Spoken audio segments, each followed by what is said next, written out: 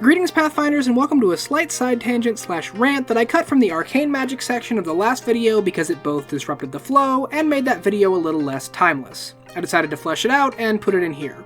There's no other intro, we're just getting right in. Enjoy! And now for a slight side tangent. In addition to their traditions, spells also used to have schools they belonged to. There were 8 of them, and while every spell had them, regardless of tradition, they were mostly associated with the arcane tradition. For example, wizards used to specialize in them, but the reason I bring this up is that it resulted in some weirdness. As an example, there existed some debate about the school that healing spells belonged to. Some said conjuration, while others said necromancy. I'd say the argument for necromancy is far stronger, but there's the perspective to consider. Necromancy is mostly associated with, well, horrible monsters and villains. And healing, even though it is morally neutral, is considered good because people like not dying. And so there are people who insist we can't have a good effect in a bad school. Which just adds to the weird fact that necromancy shouldn't really be arcane magic at all. Think about it, what does necromancy actually deal with? The souls of the dead and the manipulation of life energy. Sounds an awful lot like spirit and life essence, the two that arcane magic specifically does not use. Now we've gone over before how different essences can use their own properties to kind of mimic each other, but this feels a little bit more like it's an oversight.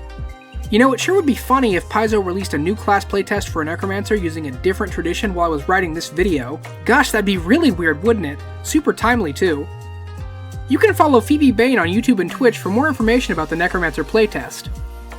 The schools themselves did have some implications in lore, most specifically with the Rune Lords, and it's interesting to think now that one of them was just straight up not a wizard, but a completely different kind of caster. In fact, now I wonder if the whole group could be altered to each be different aspects of certain magical traditions rather than just being a bunch of wizards.